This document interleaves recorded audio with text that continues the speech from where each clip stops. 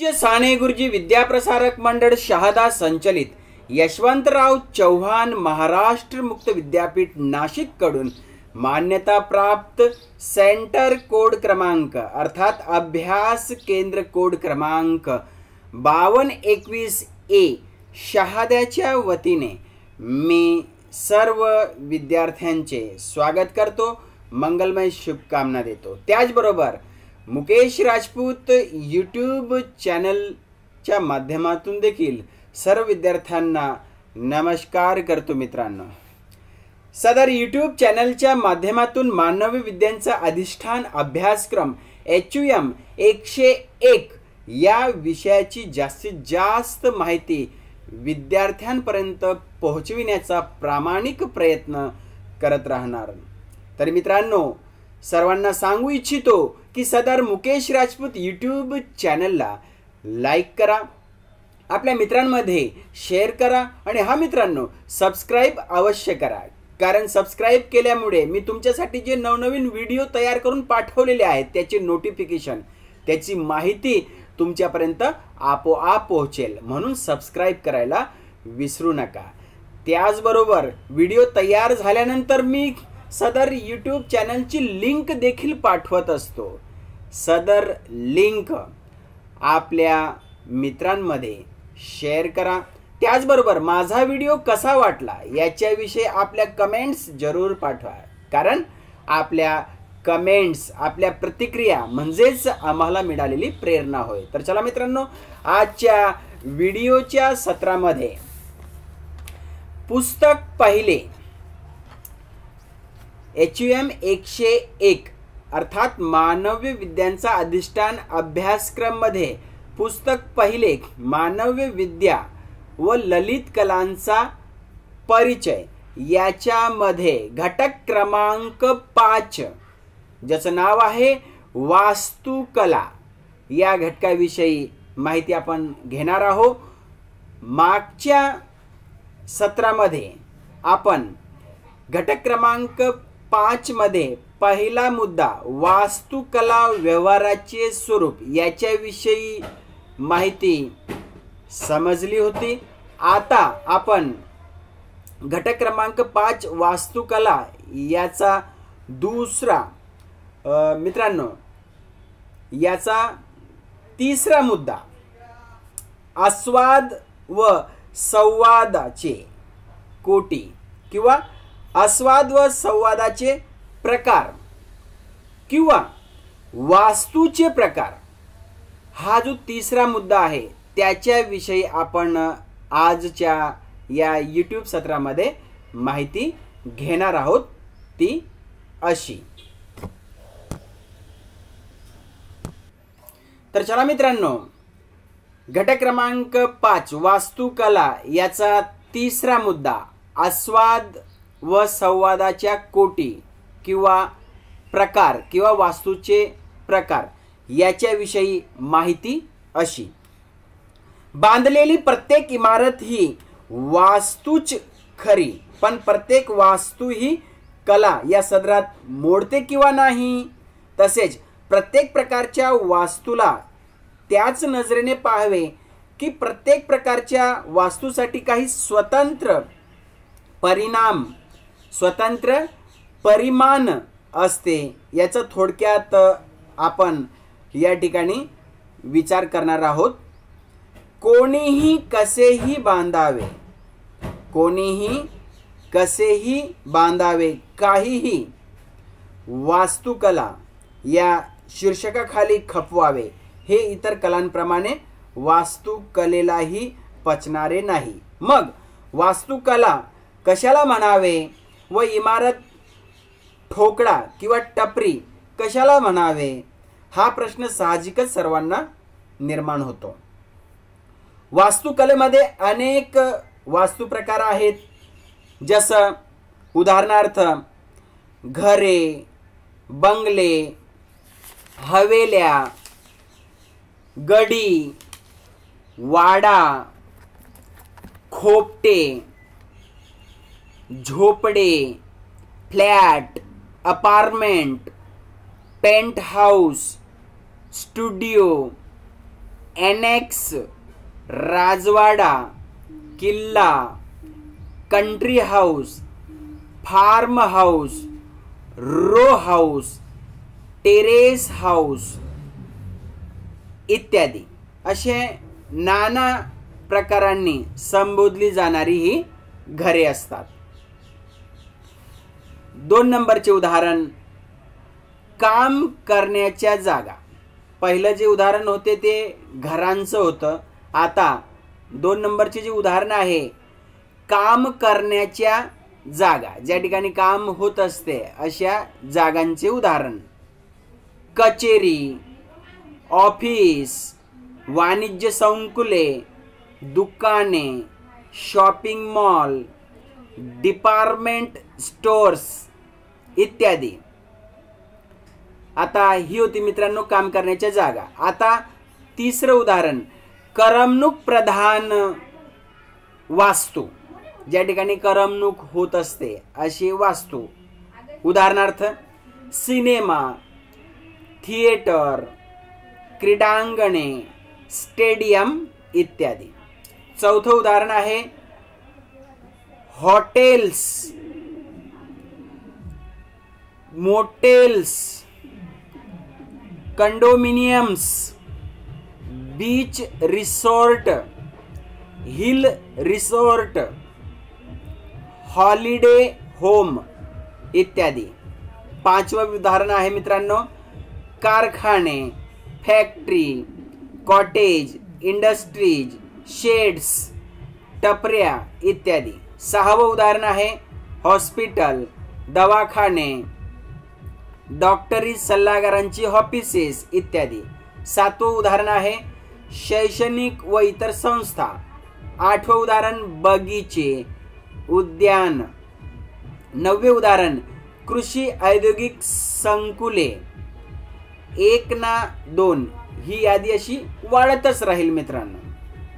या सर्व प्रकारांच्या वास्तूंना जोखायला खास ज्ञान आणि तंत्रज्ञान दोहांची आवश्यकता आहे.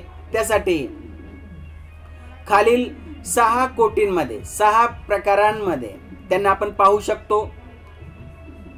मित्रांनो आता आपण पुढं जे वास्तूचे 6 प्रकार आहेत त्याच्याविषयी माहिती घेणार आहोत.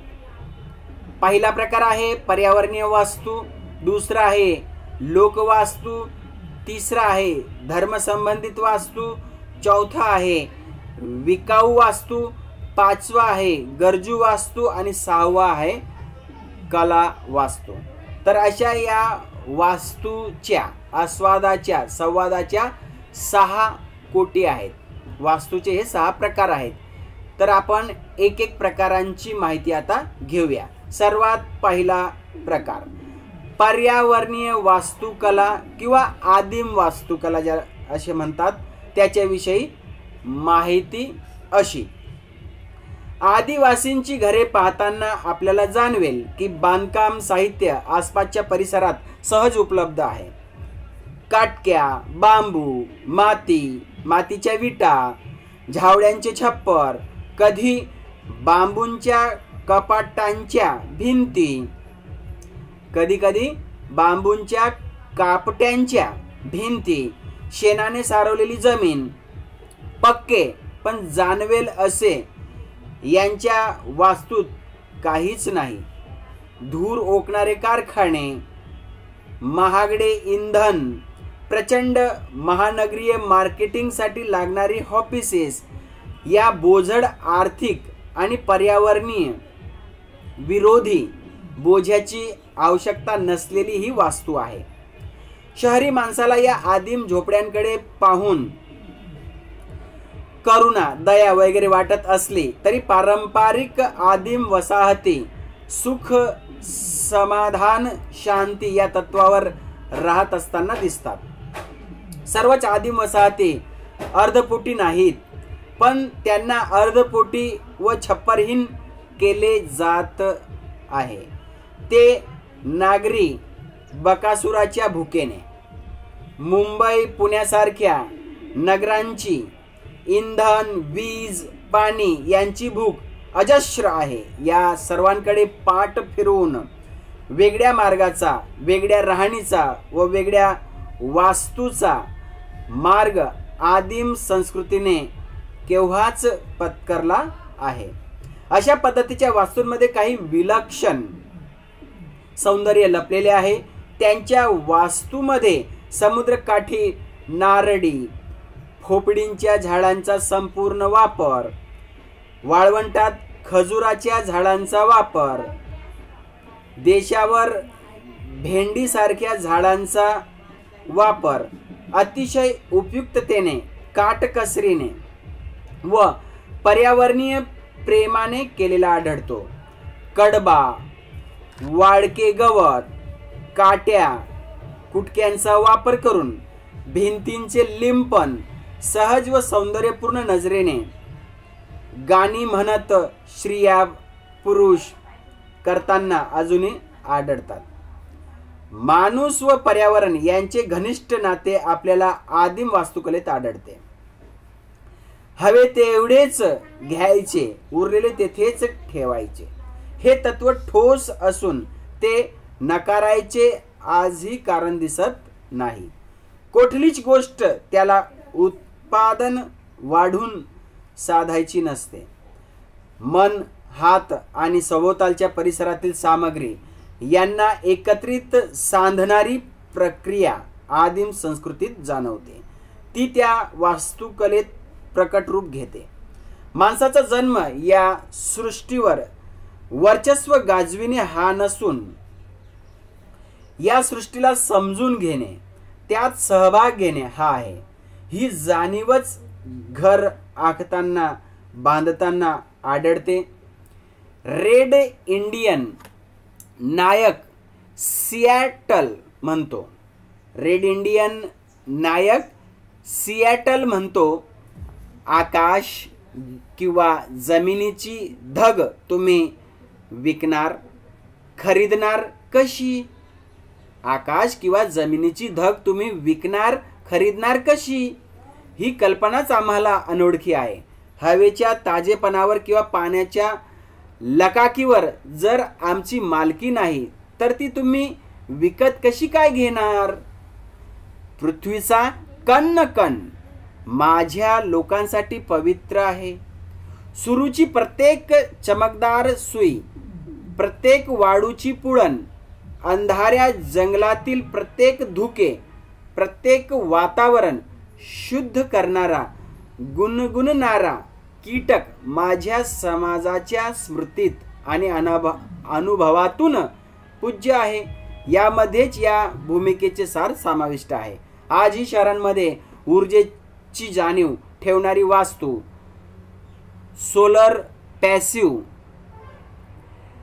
सोलर पॅसिव्ह करणारे वास्तुशिल्पी आहेत. तसेच मोठ्या संकुलामध्येही ऊर्जेचे संधारण करणारी वास्तू करण्याचाही प्रयत्न चालू आहे. या प्रकारच्या वास्तू उच्च तंत्राचा वापर करतात.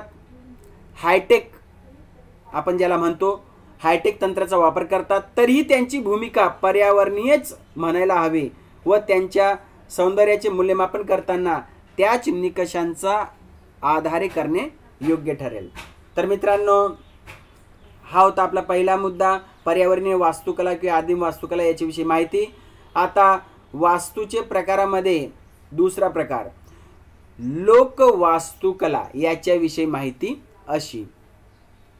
लोकवास्तू म्हणजे लोकांनी पसंत केलेली, स्वतः बांधलेली किंवा बांधकाम व रचना प्रक्रियेत सक्रिय सहभाग घेऊन केलेली अनुभवजन्य माहिती व ज्ञानावर आधारित वास्तू होय. यामध्ये बहुधा कोणी वास्तुशिल्पी नसतोच. गृहरचनेची व बांधकामाची तत्वे वर्षानुवर्षे अनुभवाच्या निकषावर बेतलेली असतात. त्यामधील काळानुसार होणारा बदलही किरकोळ स्वरूपाचा असतो. त्यामुळे घर बांधकामाला किंवा त्यांच्या संकल्पनांचा आराखडा करायला वास्तुकारांची गरज पडत नाही. गवंडी, कुंभार व सुतार यांच्यावर विसंबून केलेली ही वास्तुरचना असते. जुने वाडे, वाड्या, कोकणातील घरे, ग्रीसमधील खेडी यामध्ये कुंभार, सुतार आणि गवंडी यांच्या मदतीने पारंपरिक शैलीवर आधारलेली वास्तुरचना केलेली आढळते. मित्रांनो, प्लॉट प्रमाणे थोडाफार बदल करतात. रुंद बखड असेल तर 2 अंगणे, 2 सोपे, 2 शाखा असे प्रमाण लहान मोठे करता येते. असे जे प्रमाण असते ते लहान मोठे करता येते. संपूर्ण गावाच्या गरजेला लहान कुटुंब, मोठे कुटुंब, राजेशाही वाडा, सर्वांसाठी अंगण, सोपा, खण यांचे प्रमाण दुप्पट, चौपट करून सहज राबवता येते. गावामध्ये म्हणूनच सर्व घरांचे मुखडे व रूप मिळते जुळते दिसते. श्रीमंत घरांमध्ये चांगले लाकूड, उत्तम फरशी, थोडीफार कलाकुसर, ठळक देऊळ असे जरूर दिसेल. परंतु तरीही एकाच कौटुंबिकतेचा तो आविष्कार असल्याप्रमाणे वास्तुकला ही एक सामाजिक संघटित रूपाचे साधन बनते. या वास्तुकलेमध्ये कुठलीही सुधारणा सावकाश रवंत केल्याप्रमाणे होते. अर्थात नवीन साहित्याची शहरातून उचलबांगडी करून थेट गावातील घरात ते गौरवाचे स्थान म्हणून बसविण्याचे प्रस्थ काही नवे नाही. परंतु अलीकडे औद्योगिक उत्पादनाचा बेधडक आणि काहीसा अश्लील वापर गावातील वास्तूंमध्ये केल्यामुळे या वास्तूला व्रण पडल्यासारखे आणि बेडब करून टाकल्यासारखे झाले आहे. हा असा साहित्याचा संदर्भहीन वापर होतो. याचेच कारण असे की वास्तुकलेच्या कोटीचे पुरेसे आकलन व जाण नसल्यामुळे सुधारणा, जतन, संधारण या सर्व संकल्पनांचे विडंबन होत आहे. हीच कला खरोखर पारंपरिक तत्वे व संदर्भ जपत असते.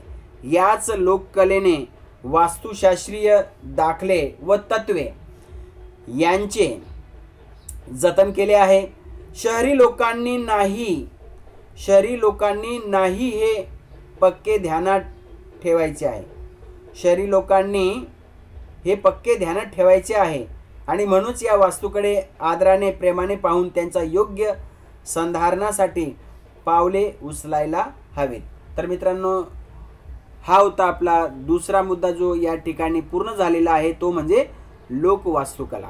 आता वास्तूच्या कोटी प्रकार मध्ये तिसरा प्रकार आहे धर्म संबंधी वास्तू. याच्याविषयी माहिती अशी: धार्मिक वास्तूची रचना करताना ध्येय उपयुक्ततावादी नसते.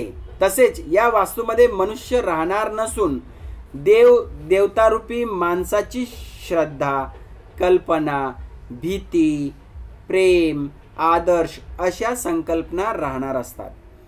संबंध वास्तूला आणि त्या वास्तूच्या रचनेला संदर्भ असतो तो मिथकांचा, कथांचा आणि भावनेचा. उदाहरणार्थ स्वर्ग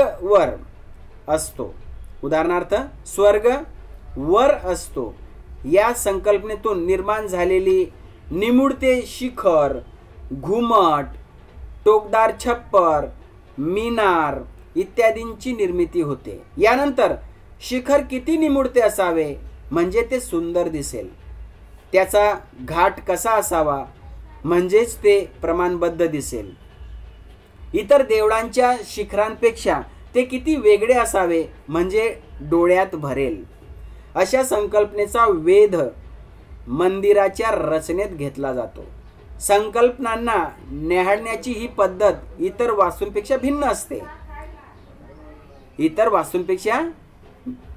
असते. येथे देवाची खोली किंवा मेहराब हे गूढ दिसायला हवे, तेथे गांभीर्य हवे, तेथे अंतर्मुख होता यावे, तेथे स्वतःला स्वप्रकाश दिसावा अशा अपेक्षानुसार रचना होत असते. त्यातच वास्तुरचनेची बीजे, सौंदर्य तत्वे सामावलेली असतात. एका गूढ कल्पनेचा विस्तार म्हणून त्याकडे पाहावे लागते. अवकाशाची योजना करताना सांस्कृतिक संदर्भानुसार पारंपरिक रचना बदलतात. धर्मसंबंधी वास्तूमध्ये धर्मशाळा, मंदिर, संकुले, मठ इत्यादी सर्व प्रकारच्या वास्तूंच्या कमी अधिक प्रमाणात समावेश होतो. या वास्तूंचे नदीशी नाते, नदी व वास्तू यामधील परिसराची उतरंड, घाटाचे रूप, त्यावरील मंडप, पायऱ्या, कठडे, स्नानगृहे, स्मशान भूमीची व्यवस्था इत्यादी सर्व प्रकारच्या वास्तूंचा रूपबंध ठरवताना धर्म निगडित दर्शन व रचना तत्वे यांना राबवावे लागते. देवाची खोली महत्वाची. बाकीचे सर्व देवाकडे तोंड करून बांधलेले देवळाच्या पुढे मग येतात ते विविध मंडप. कोणी त्यांना सभा मंडप म्हणेल, तर नाट्य भोग मंडप म्हणतील. मशिदीमध्येही प्रचंड प्रांगण, चर्चेस मध्ये सभागृह,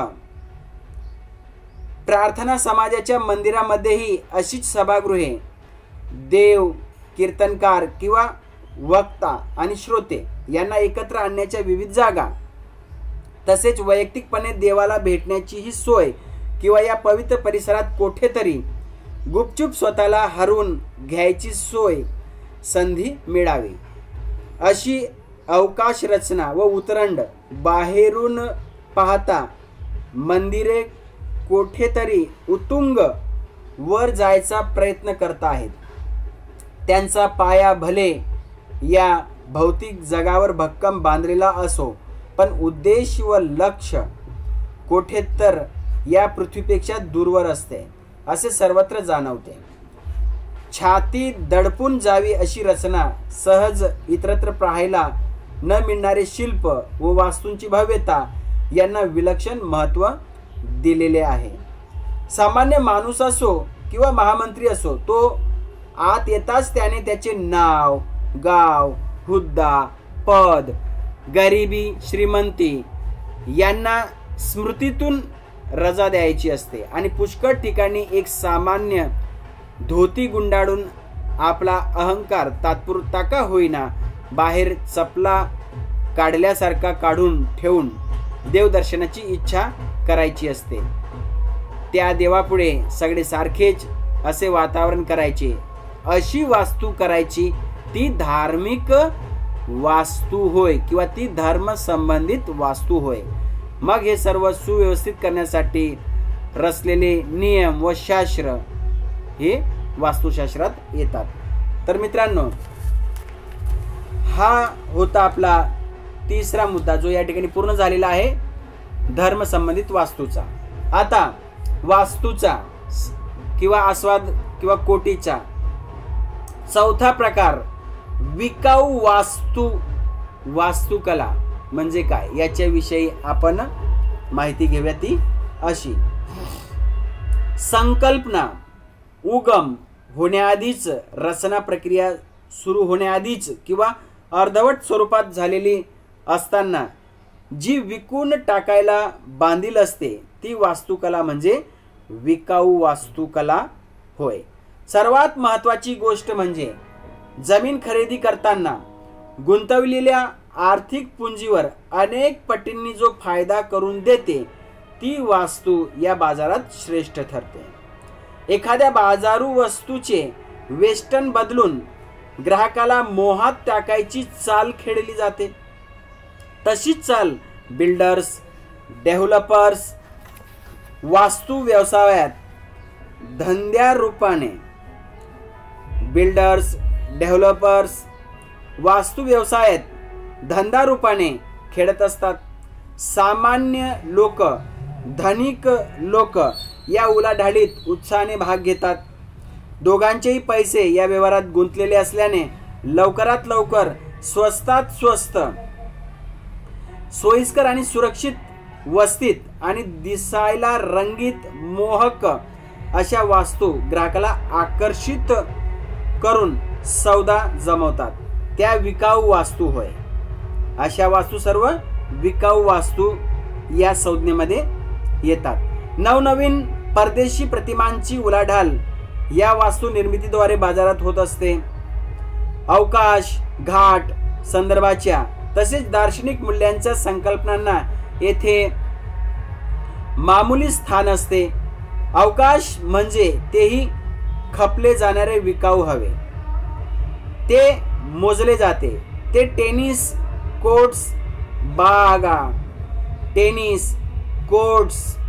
बागा, स्विमिंग पूल, गोल्फ कोर्स, जिम्नॅशियम इत्यादींच्या मापांनी येथे फुकट काही मिळत नाही.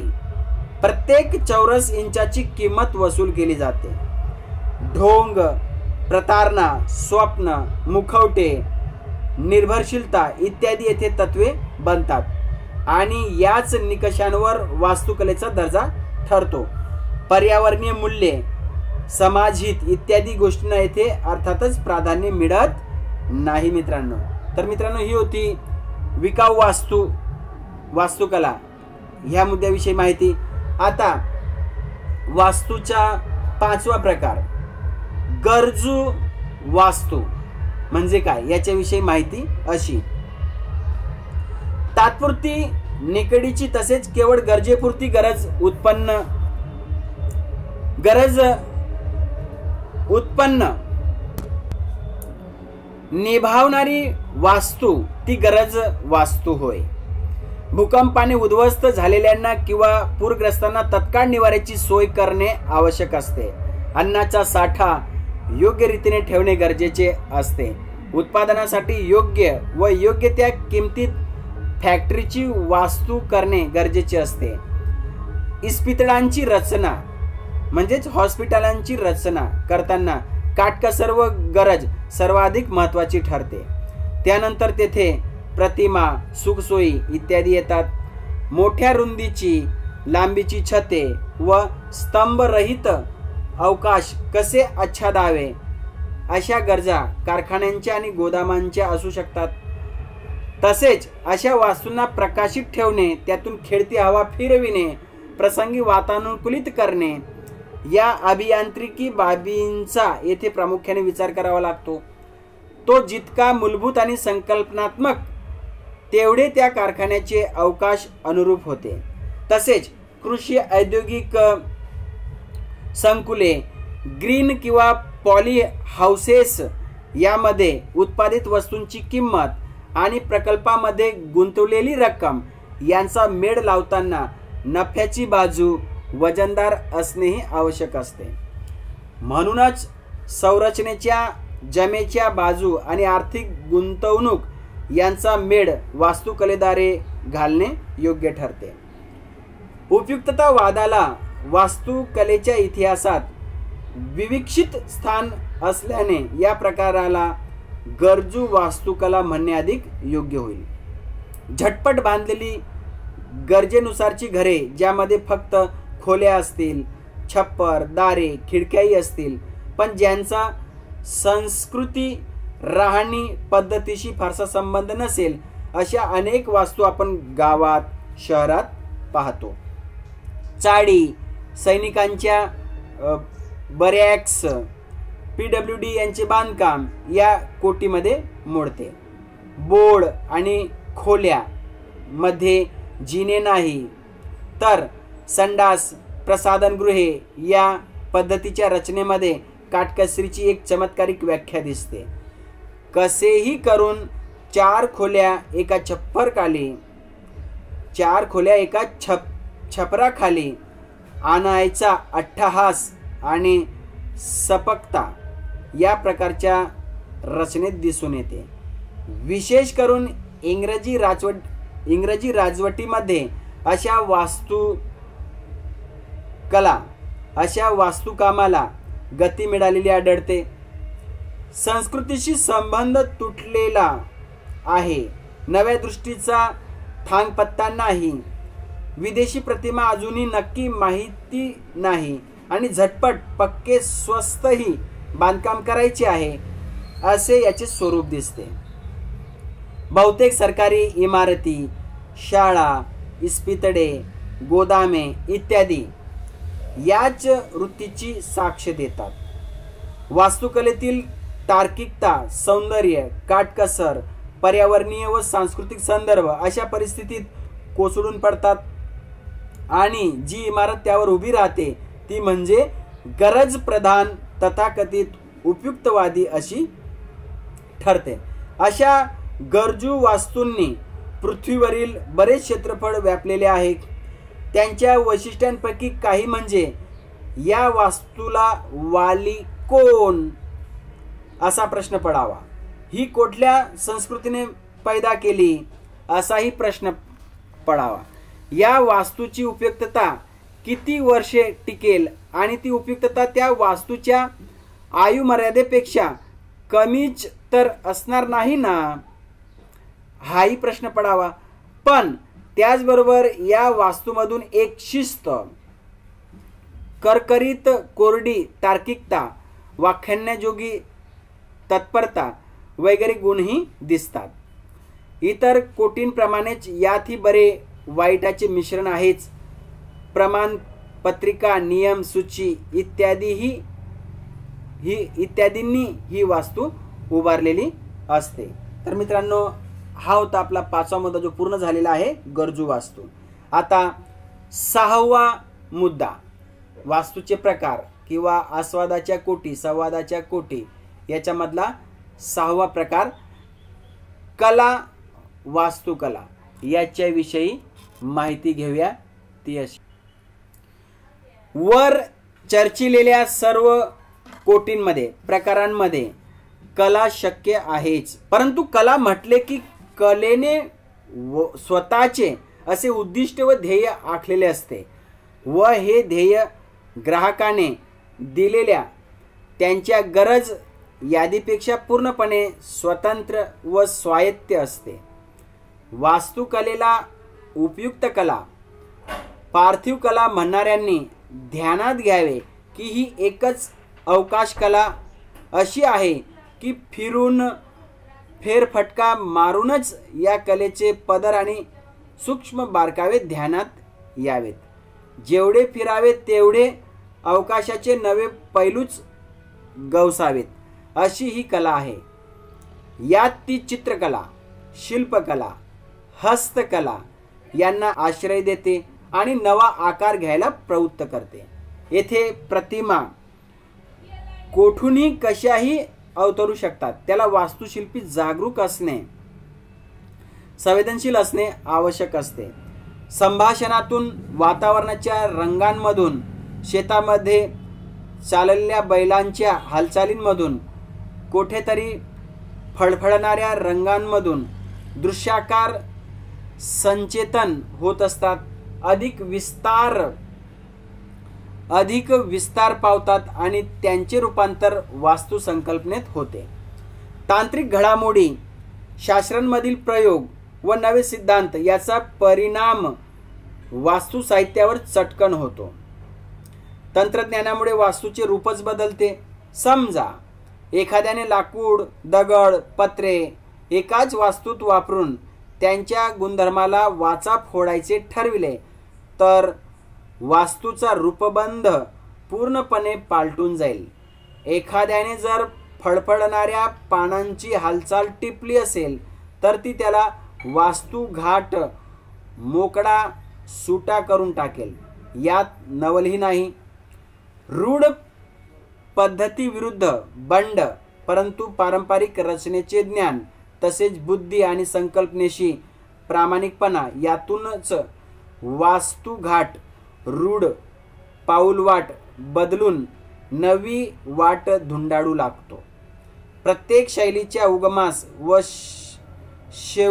शेवटास नेमके हेच झाले. प्रत्येक शैलीच्या उगमास व शेवटी नेमके हेच झाले. यातूनच सचेतन जगाचे, मानवतेचे चैतन्य वास्तुकलेत अवतरते. तर मित्रांनो, हा होता आपला शेवटचा मुद्दा कला वास्तुकला जो या ठिकाणी पूर्ण झालेला आहे। तर मित्रांनो, या ठिकाणी आपण आजचा हा यूट्यूब व्हिडिओचा सत्र जो आहे तो या ठिकाणी आपण थांबवणार आहोत। पुढच्या वेळेला पुढच्या यूट्यूब सत्रामध्ये आपण घटक क्रमांक 5व्याचा जो चौथा मुद्दा आहे, वास्तुकलेचा इतिहास व प्रमुख टप्पे, याच्याविषयी माहिती घेणार आहोत। तर तुम्ही पुढच्या व्हिडिओच्या प्रतीक्षेत राहा मित्रांनो। त्याचबरोबर मला उमेद आहे की तुम्हाला आजचा हा व्हिडिओ समजला असेल। मित्रांनो, सदर व्हिडिओ समजून घेण्यासाठी सदर व्हिडिओला तुम्ही परत परत ऐका, नोट्स काढून घ्या, समजून घ्या, म्हणजेच तुम्हाला हा मुद्दा व्यवस्थितरित्याने समजेल। तर चला मित्रांनो, याचबरोबर सर्वात महत्त्वाची गोष्ट, सदर मुकेश राजपूत यूट्यूब चॅनलला लाईक करा, आपल्या मित्रांमध्ये शेअर करा आणि हा मित्रांनो सबस्क्राईब सर्वप्रथम करून घ्या। त्याचबरोबर मी जी लिंक पाठवतो ती लिंक देखील आपल्या मित्रांमध्ये शेअर करा। त्याचबरोबर मित्रांनो, जाता जाता महत्त्वाचा संदेश, कोविड-19च्या या जागतिक महामारीमध्ये घरात रहा, सुरक्षित रहा, 2 गज की दूरी, मास्क है जरूरी। इसी के महत्वपूर्ण संदेश के साथ सभी छात्रों को, दोस्तों को नमस्ते, मंगलमय शुभकामनाएं।